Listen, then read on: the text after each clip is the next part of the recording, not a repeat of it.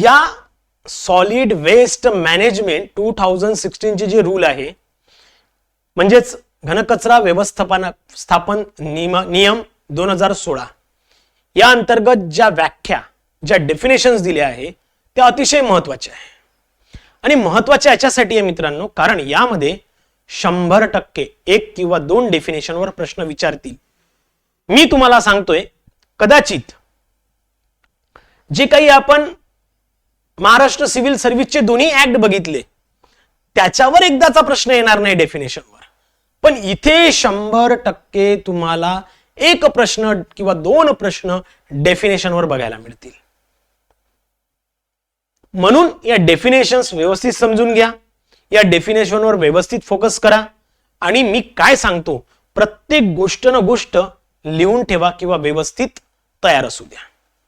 बघा काय म्हणतात, एरोबिक कंपोस्टिंग.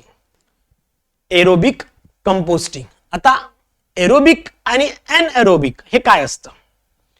ज्या वेळेला ऑक्सिजनच्या उपस्थितीत किंवा ऑक्सिजनला कॉन्सन्ट्रेट करून मायक्रोब्स द्वारे ऑर्गॅनिक वेस्ट डिकम्पोज केलं जात असते त्याला काय म्हणतात? एरोबिक म्हणतात.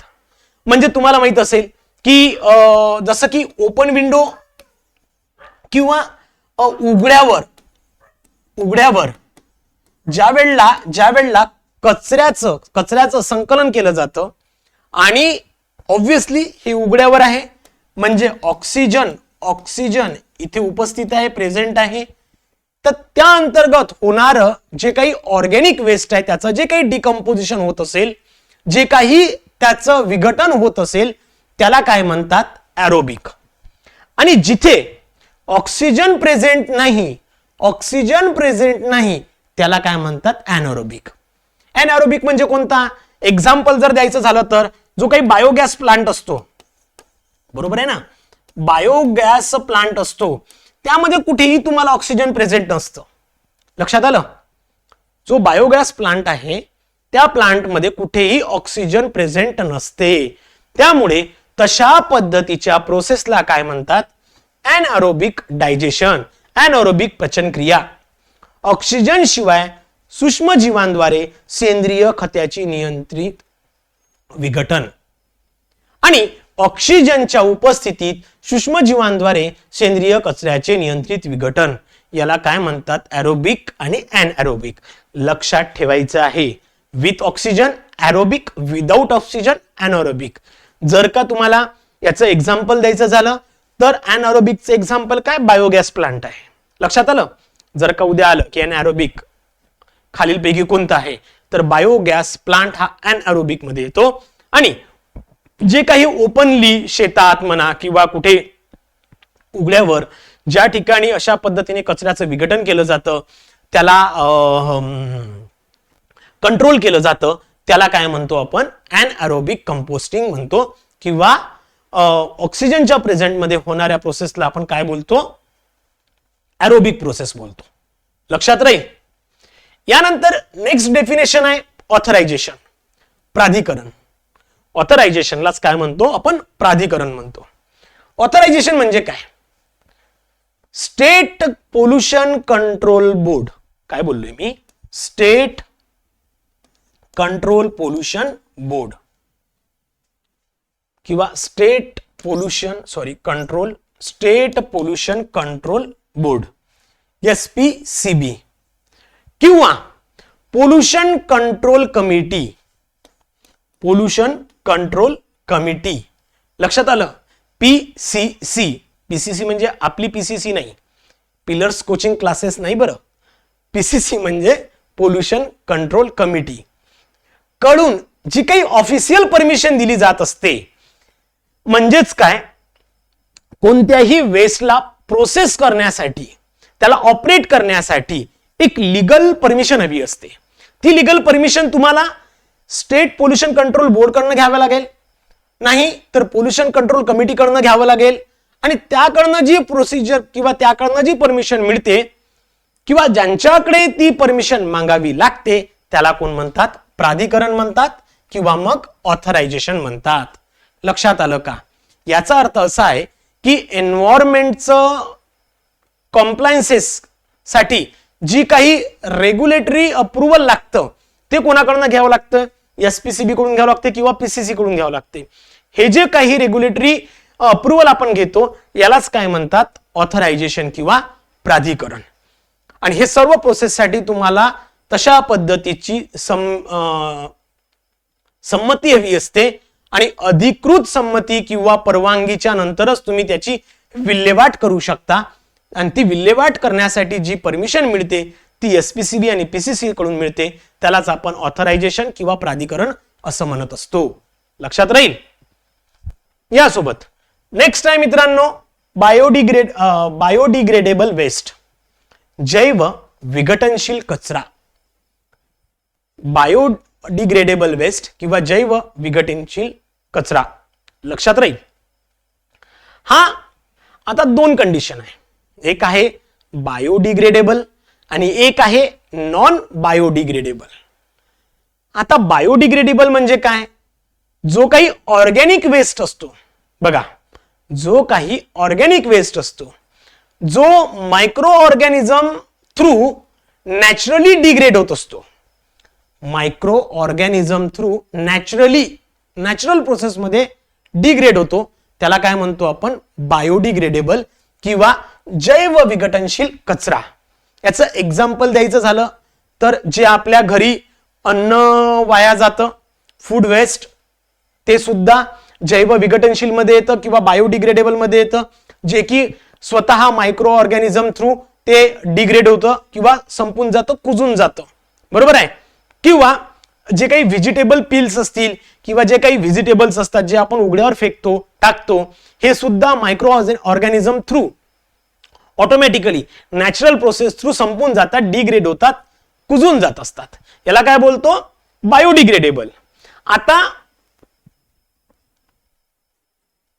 दुसरी एक प्रोसेस आहे नॉन बायोडिग्रेडेबल, जे की तुमच्या ऍक्ट मध्ये नाहीये किंवा दिली नाहीये. तर नॉन बायोडिग्रेडेबल म्हणजे काय, की जे की मायक्रो ऑर्गॅनिझम थ्रू डिग्रेड करू शकत नाही किंवा मायक्रो ऑर्गॅनिझम त्याला डिग्रेड करू शकत नाही अशा वस्तू, जसं की प्लास्टिक आहे. आपण जे उघड्यावर प्लास्टिक टाकतो ते तुम्हाला माहिती की वर्षानुवर्ष तसंच राहतं, ते काय डिग्रेड होत नाही, ते काय कुजत नाही, ते काय खराब होत नाही. याही वर्षी तसंच आहे, 10 वर्षानंतर तसंच आहे. मग अशा केसेसमध्ये त्याला आपण काय बोलतो, नॉन बायोडिग्रेडेबल. ही डेफिनेशन नाही आहे पण माहित असणं गरजेचं आहे. लक्षात राहील. सो नॉन बायोडिग्रेडेबल म्हणजे कोणतं आहे, जे प्लास्टिक आहे, ग्लास, काच फेकून द्या, तो तसाच राहील. तुम्हाला माहित आहे की तो लॉंग लाईफ पर्यंत तसाच राहील. आणि याचं दोन्ही केसेसमध्ये म्हणजे बायोडिग्रेडेबल आणि नॉन बायोडिग्रेडेबल, जैव विघटक आणि जे जैव विघटनशील नाही आहे, अशा दोन्ही कचऱ्यांचं वर्गीकरण, सॅग्रिगेशन ज्याला बोलतो, ते होणं फार महत्वाचं आहे. आणि त्यानंतरच या प्रोसेसला आपण किंवा या सॉलिड वेस्ट मॅनेजमेंटच्या अंतर्गत हे दोन्हीही कचरा संकलन करताना वर्गीकरण करणं म्हणजे सेग्रिगेशन करणं फार जास्त महत्वाचं आहे. लक्षात आलं. नेक्स्ट, बायोमिथेनायशन. सो बायोमिथेनेशन काय आहे, बायोमिथेनेशन ही प्रोसेस आहे ज्यात ऑर्गॅनिक मॅटर म्हणजे मायक्रोबायल जे काही एन्झायमॅटिक ऍक्शन असतात त्याद्वारे मिथेन गॅस किंवा मिथेन बायोगॅस मध्ये कन्व्हर्ट केला जातो. म्हणजेच काय, ही जी प्रक्रिया आहे त्यामध्ये काय होतं की जे काही सेंद्रिय पदार्थ असतात किंवा जे काही सेंद्रिय पदार्थ आहे यांचं एका प्रक्रियेद्वारे मिथेन बायोगॅस मध्ये रूपांतर केलं जातं. यालाच काय म्हणतात, बायोमिथेनेशन.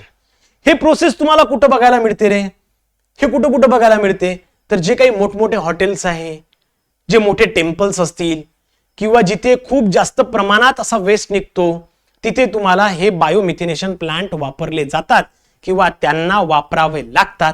हे कंपल्सरी आहे. आता याच्यात प्रोसेस कशी होते हे जर का तुम्ही बघितलं किंवा तुम्हाला जर का माहिती करायचं असेल तर यामध्ये प्रोसेस कशी होते की जे काही ऑर्गॅनिक वेस्ट असते बघा, जे काही ऑर्गॅनिक वेस्ट आहे ते ऑर्गॅनिक वेस्ट मित्रांनो कन्वर्ट केलं जातं. ते ऑर्गॅनिक वेस्टला कन्वर्ट केलं जातं मायक्रोबायबल एन्झायमॅटिक मध्ये. त्याच्यावर एक पद्धतीची प्रक्रिया केली जाते आणि या ऑर्गॅनिक वेस्टवर जी प्रक्रिया केली जाते या प्रक्रियेद्वारे यामधनं एक मिथेन बायोगॅस तयार केला जातो, जो की मोठमोठ्या हॉटेल्समध्ये वापरल्या जातो. लक्षात राहील. याचा जर का जे काही हॉटेल्समध्ये, मोठमोठ्या मंदिरांमध्ये, मस्जिदमध्ये, गुरुद्वारेमध्ये जे बायोगॅस प्लांट केले जातात ते याच बेसिसवर केले जातात, बायोमिथेनेशनवर. क्लिअर. नेक्स्ट आहे मित्रांनो बफर झोन. नेक्स्ट आहे बफर झोन. बफर झोन म्हणजे काय? बफर झोन म्हणजे no development zone around that waste facility. म्हणजेच काय, जिथे 5 टन पर डे म्हणजेच 5 टन प्रति दिवसापेक्षा जास्त क्षमतेचा कचरा ज्या एरियामध्ये जमा होतो त्या पर्टिक्युलर एरियाला बोलतात बफर झोन. म्हणजेच काय, त्या एरियापासनं विकास करण्याची बंदी दिली जाते किंवा त्याथे विकास करणं शक्य होत नाही. ओके. चला, कोण म्हणते बायोमिथेनेशन परत एकदा सांगा. बरं, चला ऐका, पुन्हा एकदा ऐका. बायोमिथेनेशन काय आहे? काय होतं की जे हॉटेल्समध्ये म्हणा किंवा मोठमोठे मंदिर आहे जिथे अन्न वाचतं किंवा अन्न तसंच राहतं, त्या पर्टिक्युलर वेस्टवर काय केलं जातं, सूक्ष्म जीवांच्या क्रियेमुळे सेंद्रिय पदार्थांचं विघटन केलं जातं. म्हणजेच काय, त्याच्यावर एक प्रॉपर प्रोसेस केली जाते. ही प्रोसेस कोणती असते तर या प्रोसेसला किंवा ही जी प्रोसेस असते याला म्हणतात एन्झाइमॅटिक प्रक्रिया. ही एन्झाइमॅटिक प्रक्रिया त्या पर्टिक्युलर वेस्टवर केली जाते, ज्यामधनं मिथेन गॅस तयार केला जात असतो. आणि तो मिथेन गॅस मग पुन्हा बायोगॅसच्या फॉर्मॅटमध्ये त्या हॉटेलमध्ये म्हणा किंवा त्या मंदिरामध्ये किंवा कुठेही अजून जिथे तुम्हाला बनायचंय तिथे हा वापरल्या जात असतो. लक्षात आलं? लक्षात आलं का? तर एन्झाइमॅटिक जी काही प्रोसेस आहे ही प्रोसेस करून जे काही वेस्ट असतो त्यावर ही प्रोसेस केली जाते आणि तिथनं मिथेन गॅस याला डेव्हलप करतो. बरोबर. चलो, यासोबतच पुढे बफर झोन जसं सांगितलं मी की असा एखादा एरिया, सपोज मानून घ्या हे शहर आहे आणि इथे कुठेतरी एखादी जागा आहे जी की रिझर्व आहे किंवा राखीव असेल, जिथे कचरा टाकण्यासाठी. आता इथे जर का रोज 5 टन पर डे पेक्षा जास्त कचरा येत असेल तर याच्या परिसरात तुम्हाला डेव्हलपमेंट करता येत नाही, तिथे तुम्हाला विकास करता येत नाही. म्हणजेच तिथे कोणत्याही पद्धतीचं बांधकाम करण्यास मनाई असते, तिथे कोणत्याही पद्धतीचं डेव्हलपमेंट, लेआउट, प्रोसेस, बांधणं हे सगळं बंद असते. त्याला काय म्हणतात? बफर झोन म्हणतात. लक्षात ठेवायचंय, बफर झोन कशाला म्हणतात. जर का तो 4 टन पर डे असेल तर त्याला बफर झोन म्हणता येणार नाही. क्लिअर सांगितलंय. 5 टन प्रति दिवसापेक्षा 5 टनापेक्षा जास्त जर का वेस्ट त्या जागी जमा होत असेल त्या एरियाला काय म्हणतात? बफर झोन म्हणतात. ओके. मग या बफर झोनची कॅपॅसिटी किती दिली आहे? 5 ton per day. Okay, 5 ton per day, त्यापेक्षा जास्त. म्हणजेच काय, लँडफिल किंवा जे काही प्रोसेसिंग तिथे युनिट असेल, प्लांट असेल, त्याच्या आजूबाजूला तुम्हाला डेव्हलपमेंट करता येणार नाही. आणि हे का बरं असं केलंय? Just for the environmental protection purpose आणि पब्लिक हेल्थ इश्यूच्या संदर्भात, की public health safety point of view हे कंडिशन त्यामध्ये आणली गेली आहे. क्लिअर? बफर झोन का बरं आणला गेलाय? पब्लिक हेल्थ इश्यू साठी. त्यानंतर बल्क वेस्ट जनरेटर कशाला म्हणायचं हे लक्षात ठेवा बरं. हा पॉइंट IMP आहे. त्याच्यानंतर हाही एक पॉइंट IMP आहे, महत्वाचा आहे, की बल्क वेस्ट जनरेटर किंवा बल्क कचरा निर्माण करणारा याला कशाला म्हणतात किंवा काय म्हणतात? जर दररोज 100 kg पेक्षा जास्त वेस्ट जर का एखाद्या ठिकाणी तयार होत असेल, म्हणजे एखादी संस्था असेल, फॉर एन एक्झाम्पल हॉस्पिटल असू शकतो, हॉटेल असू शकते, कॉलेज आहे, गव्हर्नमेंट ऑफिसेस आहे, अशा ठिकाणी जर का 100 किलोपेक्षा जास्त वेस्ट तयार होत असेल तर त्याला म्हणतात बल्क वेस्ट जनरेटर. दररोज 100 किलोपेक्षा जास्त कचरा निर्माण करणाऱ्या संस्था, शासकीय कार्यालय, रुग्णालय, हॉटेल, शाळा, बाजार आणि बाकी ठिकाणी जर का असं होत असेल तर त्याला काय म्हणतात, बल्क कचरा निर्माण करणारा किंवा बल्क वेस्ट जनरेटर. आणि हे बल्क वेस्ट जनरेटरच्या संदर्भात सगळ्यात महत्वाची गोष्ट अशी असते की यांनी तो कचरा स्वतः मॅनेज करायला पाहिजे. जर का तो बल्क वेस्ट जनरेटरच्या कंडिशन मध्ये येत असेल, म्हणजेच काय, तो 100 kg पेक्षा जास्त कचरा दररोज जर का निघत असेल, तर त्या पर्टिक्युलर संस्थेने, म्हणजेच ते कार्यालय असू दे, शाळा असू दे, हॉस्पिटल असू दे की अजून काही असू दे, त्यांनी त्या कचऱ्याची विल्हेवाट मॅनेजमेंट स्वतः करायला पाहिजे स्वतःच्या लेवलवर. क्लिअर. नेक्स्ट डेफिनेशन आहे मित्रांनो, ज्वलनशील कचरा, कंबस्टिबल वेस्ट. ज्वलनशील कचरा, कंबस्टिबल वेस्ट. आता कंबस्टिबल वेस्ट म्हणजे काय, जे नॉन बायोडिग्रेडेबल वेस्ट आहे. आता तुम्हाला एक लक्षात येईल की नॉन बायोडिग्रेडेबल वेस्ट किंवा नॉन बायोडिग्रेडेबल ची डेफिनेशन का बरं सांगितली, कारण काय, तर इथे ना तुम्हाला नॉन बायोडिग्रेडेबलचा मिनिंग माहित असणं गरजेचं होता, म्हणून मी तिथं तुम्हाला क्लिअर करून दिला. जैव विघटनशील नसलेला, तुम्हालाही माहित आहे की जसं की प्लास्टिक आहे किंवा बाकी सगळ्या गोष्टी आहे, या नॉन बायोडिग्रेडेबल आहे. हे काय ऑर्गॅनिझम मुळे ऑटोमॅटिक कुजत नाही, खराब होत नाही, त्याला काय बोलतो आपण, नॉन बायोडिग्रेडेबल. तर नॉन बायोडिग्रेडेबल वेस्ट ज्याची कॅलरीफिक व्हॅल्यू 1500 किलो कॅलरी पर केजी पेक्षा जास्त असते. ओके, बघा मी काय म्हणतो, जैव विघटनशील नसलेला, पुनर्वापर योग्य नसलेला, म्हणजेच बघा प्लास्टिक आहे, ग्लास आहे, हे तुम्ही रियूज करू शकता का, नाही.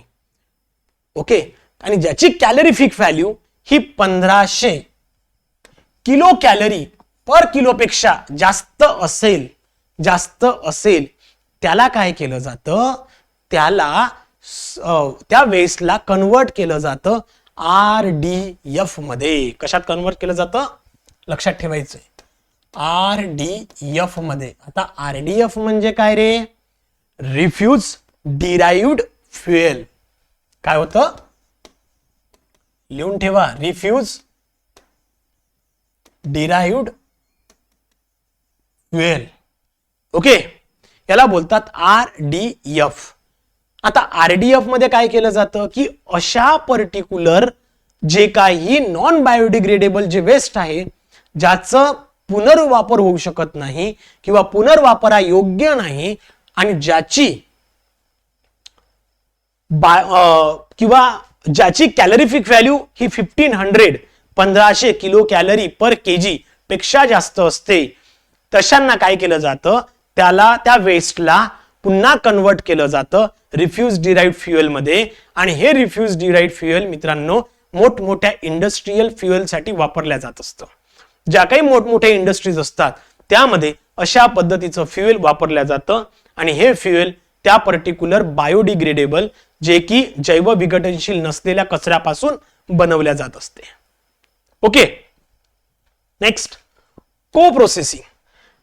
या को प्रोसेसिंगला काय म्हणतात किंवा को प्रोसेसिंग इथे जो वापरला गेलाय त्याचा अर्थ काय आहे. को प्रोसेसिंग म्हणजे काय, त्या वेस्टला इंडस्ट्रियल प्रोसेस मध्ये फ्युएल किंवा रॉ मटेरियल म्हणून वापरणं. आता तुम्हाला माहिती आहे की जे साखर कारखाने आहे, ते साखर कारखान्यामध्ये तुम्हाला एक माहित आहे की बरेचदा कशाला, त्या साखर कारखान्यामध्ये एक मळ बाहेर निघत असतो.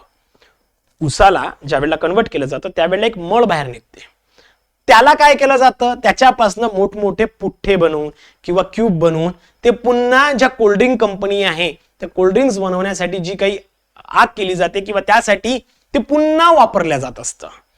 बरोबर आहे. तर मग अशा टाईपच्या प्रोसेसला काय म्हणतात, को प्रोसेसिंग म्हणतात.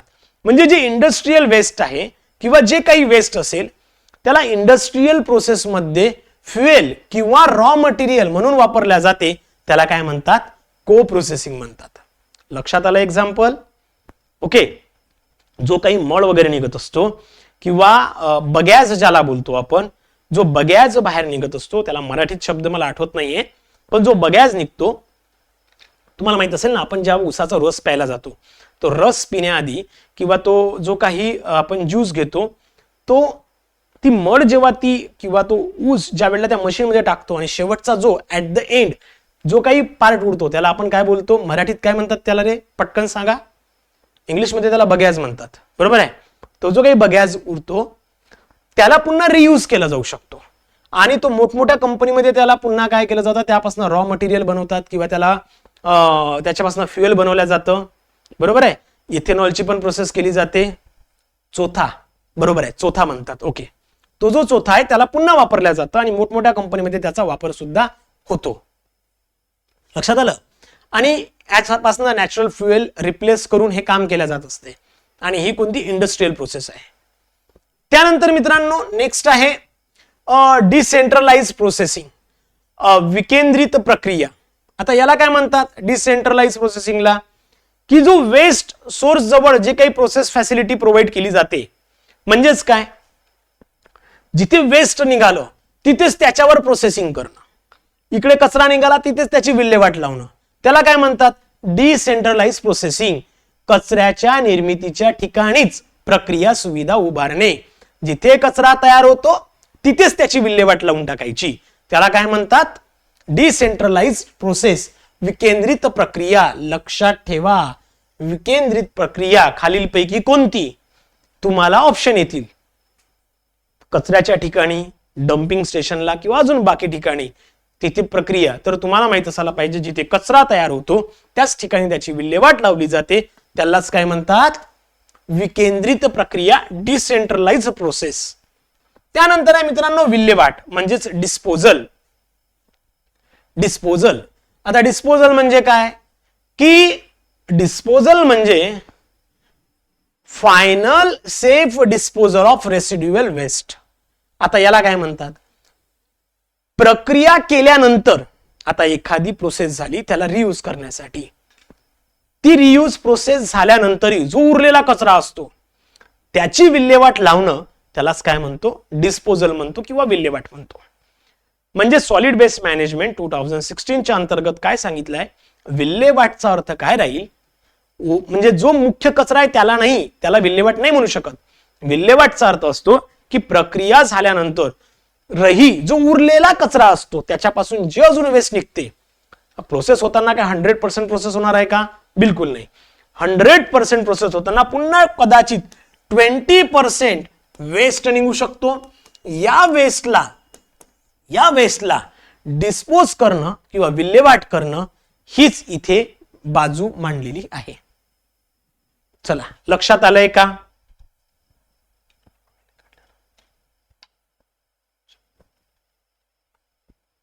येस, बरोबर आहे. सोयाबीनचं जे काही ऑइल आहे ते काढल्यावर जो काही वेस्ट आहे त्याचा सुद्धा तुम्ही वापरू शकता, त्याला सुद्धा प्रोसेसिंग म्हणता.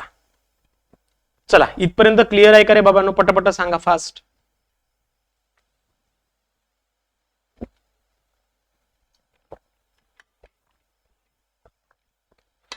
इथे कुठेही तुम्हाला ऍक्च्युअल लँग्वेज बघायला भेटणार नाही, हे सगळं सिंपल वर्डिंग मध्ये तयार केलेले नोट्स आहे. आपल्या नोट्स मध्ये पण ह्या सिंपल भाषे थ्रू मी तयार केलेलं आहे किंवा ते दाखवलेलं आहे. ओके, चला त्यानंतर आहे डोमेस्टिक हजार्डस वेस्ट. आता डोमेस्टिक हजार्डस वेस्ट कशाला म्हणायचं, डोमेस्टिक हजार्डस वेस्ट म्हणजे काय, समजा तुमच्या घरातनं बल्ब असतो, CFL बल्ब आहे किंवा एक्सपायर्ड मेडिसिन असते, बॅटरीज आहे, हे जे काही वेस्ट तुम्ही फेकता आणि मिक्स करून वापरता किंवा मिक्स करून फेकता, ते मिक्स वेस्ट जे असतं त्यालाच काय म्हणतात डोमेस्टिक हजार्डस. त्यालाच काय म्हणतात डोमेस्टिक हजार्डस. हजार्डस वेस्ट म्हणजे काय, ज्याच्यापासून काहीतरी धोका होईल अशा पद्धतीचा कचरा. आता ते घरातला कचरा कोणता राहील, आपण काय घरात काय केमिकल्स तयार करणार आहोत का, नाही. तर मग घरामध्ये कोणता असतो, तो CFL बल्ब असू शकतो, मेडिसिन आहे ज्या एक्सपायर्ड आहे त्या मेडिसिन, किंवा आपण घराच्या बॅटऱ्या वापरतो, बॅटरीसाठी सेल वापरतो, आपल्या साधारणतः रिमोट, घड्याळ, बाकी सगळ्यासाठी जे सेल वापरतो, हे सेल जे वापरतो ते सुद्धा हजार्डस डोमेस्टिक वेस्ट आहे. Clear. Next extended producer responsibility. आता ही एक्सटेंडेड प्रोड्युसर रिस्पॉन्सिबिलिटी काय असते, ऍक्च्युली हे शेवटी सांगणार होतो, पण ठीक आहे. पॅकेजिंग उत्पादकांची त्यांच्या उत्पादनाच्या आयुष्याच्या शेवटपर्यंत पर्यावरणपूरक व्यवस्थापनाची जबाबदारी, म्हणजेच काय, त्यालाच म्हणतात एक्सटेंडेड प्रोड्युसर रिस्पॉन्सिबिलिटी, EPR. जे काही मोठमोठे उत्पादक असतात किंवा पॅकेजिंग जे उत्पादक आहे, आता बरेचसे उत्पादन असे आहे की जे पॅकेज करावं लागतात, पॅकिंग करावं लागतात, किंवा तुम्हाला माहित आहे की काही उत्पादनं जे आहेत ते स्टोअर केल्या जातात, पण ते स्टोअर करताना एका विशिष्ट पॅकेज मध्ये स्टोअर करावे लागतात, बरोबर आहे. जसं की बरेचदा आपण काही कोल्ड स्टोरेज मध्ये ठेवतो, हॉट स्टोरेज मध्ये ठेवतो, किंवा काही स्टोरेज मध्ये साठी ठेवतो. हे जे काही स्टोरेज मध्ये ठेवण्याची जी काही प्रोसेस आहे, त्यासाठी लागणारं जे मटेरियल आहे, पॅकेजिंग मटेरियल, त्या पॅकेजिंग मटेरियलच्या आयुष्याच्या शेवटपर्यंत, म्हणजे त्याच्या वापराच्या शेवटपर्यंत त्याची व्यवस्थापन करणं किंवा त्याला विल्हेवाट लावणं, त्याचा वापर करणं, हे सर्व कोणाची जबाबदारी आहे, तर त्या जो कोणी उत्पादक आहे, जो कोणी ओनर असेल त्याची असते. ती त्याची जबाबदारी असते, ती त्याची रिस्पॉन्सिबिलिटी असते.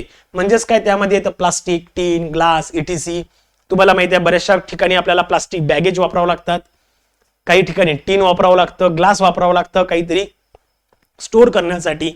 तर ती त्या व्यक्तीची जबाबदारी असते की त्याला रियूज करायचं, किंवा त्याचीच पूर्ण जबाबदारी असेल की त्याला कोणत्याही पद्धतीने त्याच्या आयुष्याच्या शेवटपर्यंत, त्या व्यक्तीच्या नाही, त्या मटेरियलच्या, त्या रॉ मटेरियलच्या आयुष्याच्या शेवटपर्यंत विल्हेवाट लावण्याची जबाबदारी त्या उत्पादकाची असेल. क्लिअर? चला पुढे जाऊया. नेक्स्ट आहे फॅसिलिटी किंवा सुविधा. फॅसिलिटी, सुविधा, येथे शब्द काय दिलेला आहे? फॅसिलिटी किंवा सुविधा म्हणजे काय? जसं की वर्गीकरण आहे, रिसायकलिंग आहे, त्याच्यावर होणारी ट्रीटमेंट आहे, त्याला डिस्पोज करणं आहे, त्याची विल्हेवाट लावणार आहे. हे सगळी प्रोसेस कशात येतात? फॅसिलिटी मध्ये येतात. म्हणजे फॅसिलिटी फक्त एक शब्द एका गोष्टीसाठी नाहीये. कचऱ्याचं वर्गीकरण आहे, संकलन आहे, त्याच्यावर करणारी प्रोसेस आहे, प्रक्रिया किंवा त्याची विल्हेवाट, हे सर्व प्रोसेस कुठे येते मित्रांनो? फॅसिलिटी मध्ये येते. लक्षात आलं? म्हणजे फॅसिलिटी ही डेफिनेशन कशासाठी आहे? तर कचऱ्याचं वर्गीकरण, संकलन, प्रक्रिया, विल्हेवाट केणारी जागा, त्याला आपण काय बोलतो? फॅसिलिटी. यासोबतच हँडलिंग, हाताळणी ज्याला बोलतो. ओके, तर बरेचदा हँडलिंग मध्ये काय, सेग्रिगेशन पासून तर डिस्पोजल पर्यंत जेवढी ऍक्टिव्हिटी होते ती सर्व ऍक्टिव्हिटी हँडलिंग मध्ये येते. म्हणजे काय, कचरा तुम्ही कलेक्ट केला, तिथून सुरू होणारी प्रोसेस म्हणजे त्याचं वर्गीकरण करायचं, ओला कचरा, सुका कचरा वेगवेगळा करणं, हँडलिंग मध्ये आलं. त्याला जमा करणं, हँडलिंग मध्ये आलं. त्याला एखाद्या पर्टिक्युलर प्रोसेसमध्ये साठवून ठेवणं, हँडलिंग मध्ये आलं. म्हणजे जे आपण कचरा, गाडीवाला आया देखो कचरा उठा, काय कचरा निकाल वगैरे जी काही प्रोसेस आहे, तर गाडीमध्ये जे साठवून ठेवते हे सुद्धा हँडलिंग आलं. त्याची वाहतूक, जे ट्रान्सपोर्टेशन आहे, त्या जागेपासून जिथे वेस्ट, त्या पर्टिक्युलर वेस्टची विल्हेवाट लावायची आहे, डम्पिंग स्टेशन असेल तिथपर्यंत नेणं, याला काय म्हणतात? हँडलिंग म्हणतात. लक्षात आलं? हँडलिंगचा फक्त एक शब्द राहणार नाही.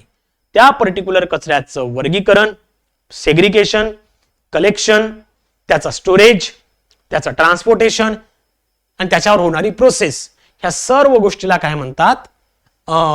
हाताळणी किंवा हँडलिंग असं म्हणतात. क्लिअर? नेक्स्ट, इन्सर्नेशन किंवा दहन प्रक्रिया. तर इन्सर्नेशन किंवा दहन प्रक्रिया म्हणजे काय? तुम्हाला माहित असेल, उच्च तापमानात कचरा जाळून त्याचे प्रमाण करण्याची अभियांत्रिकी प्रक्रिया. ओके, इन्सर्नेशन म्हणजे काय असतं की एखाद्या मशीन मध्ये हाय टेम्परेचरवर एखाद्या वेस्टला जाळून टाकायचं, हाय टेम्परेचरवर, जेणेकरून त्याची खूप जास्त एअर बाहेर येणार नाही आणि पोल्युशन वाढणार नाही, अशा पद्धतीच्या प्रक्रियेला दहन प्रक्रिया म्हणतो. आता तुम्हाला माहिती आहे की बऱ्याचशा ठिकाणी इन्सर्नेशन मशीन सांगलेले आहे. म्हणजे आपण जे अंतिम संस्कार करतो तर हे सुद्धा आता मशीन थ्रू होतात, बरोबर आहे की नाही? बऱ्याचशा ठिकाणी स्मशानभूमीमध्ये तुम्हाला हे इन्सर्नेशन मशीन बघायला मिळतं. हे तीच प्रश्न आहे जी की इथे सांगितलेली आहे. त्यानंतर लिचॅट, म्हणजे लिचेट म्हणजे काय असतं की जो काही कचरा आहे त्यामधून जे घाण ओके, जे घाण पाणी किंवा विरघळणारा पदार्थ जो असतो, तो जो काही द्रव असतो, तो जे काही लिक्विड आहे त्याला काय म्हणतात, लिचेट म्हणतात. ओके, म्हणजे कचऱ्यातून झिरपणारा आणि विरघळलेले घटक घेऊन जाणारा द्रव, लक्षात आलं, त्याला काय म्हणतात, लिचेट म्हणतात. जो की घाणेरडा तो काळा काळा वगैरे दिसतो ना, त्याला आपण लिचेट म्हणतो. लक्षात आलं. नेक्स्ट मला वाटते प्रोसेसिंग झालं ना, ठीक आहे, पुनर्वसन, रिसायकलिंग. ओके, नेक्स्ट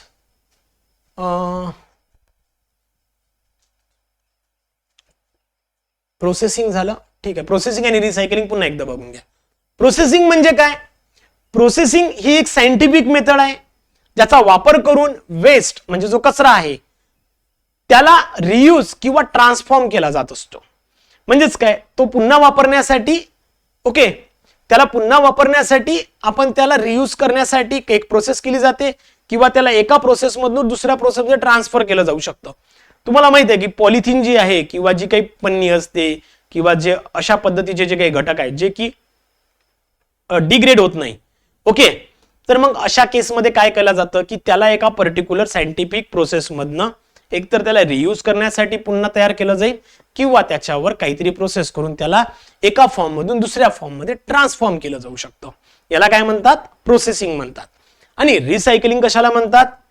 पुनर्चक्रण किंवा रिसायकलिंग. रिसायकलिंग कशाला म्हणतात? रिसायकलिंग म्हणजे काय, जे काही नॉन बायोडिग्रेडेबल वेस्ट आहे, जे काही नॉन बायोडिग्रेडेबल वेस्ट असेल त्यापासून नवीन प्रोडक्ट मध्ये कन्वर्ट केले जातात, त्याला म्हणतात रिसायकलिंग. बघा, प्रोसेसिंग आणि रिसायकलिंग मध्ये एकदम थोडासा फरक आहे. रिसायकलिंग मध्ये काय की पूर्ण तो रिसायकल म्हणजे रियूज करण्यासाठी त्याला कन्वर्ट केलं जातं नवीन प्रोडक्ट मध्ये, त्याला आपण रिसायकलिंग म्हणतो. आणि प्रोसेसिंग म्हणजे काय, तर त्याचा पुनर्वापर व्हावा, त्याला आपण प्रोसेसिंग म्हणतो असतो. ओके, त्यानंतर residual solid waste. Residual solid waste, उर्वरित घनकचरा, त्यालाच म्हणतात. उर्वरित म्हणजे काय की एखादी प्रक्रिया केल्यानंतरही त्या प्रक्रियेद्वारे जो अयोग्य किंवा ती प्रक्रिया करण्यास चांगला नाही असा जो कचरा उरतो त्याला काय म्हणतात? उर्वरित घनकचरा, रेसिड्युअल वेस्ट. लक्षात आला? प्रोसेसिंग नंतर उरलेला वेस्ट म्हणजेच कोण? Residual waste. ओके, आणि हा रेसिड्युअल वेस्ट आहे की तो प्रोसेसही करायच्या लायकीचा नाही आणि त्याच्यावर प्रोसेसही होऊ शकत नाही. मग अशा कचऱ्याला काय केलं जातं? तर मग अशा कचऱ्याला लँडफिल मध्ये जात असतो. तो लँडफिल मध्ये गाडला जात असतो. लक्षात आलं? नेक्स्ट आहे सेग्रिगेशन, ज्याला आपण वर्गीकरण म्हणतो. सेग्रिगेशन म्हणजे काय? सेग्रिगेशन म्हणजे काय, जे काही वेस्ट कॅटेगरी मधलं मटेरियल आहे त्याला वेगवेगळं करणं. बरोबर आहे? म्हणजेच काय, जे की सॉलिड वेस्ट असेल ते वेगळीकडे टाकणं, वेट वेस्ट असेल ते वेगळीकडे टाकणं. जो काही सगळा कचरा असतो, ओके, डोमेस्टिक असू दे, कमर्शियल असू दे, इंडस्ट्रियल असू दे, किंवा जे काही वेस्ट आहे त्याला प्रॉपर सेग्रिगेट करणं, त्याचं वर्गीकरण करणं आणि त्या वर्गीकरणाच्या बेसिसवर मग त्याला प्रोसेसमध्ये अप्लाय केलं जातं.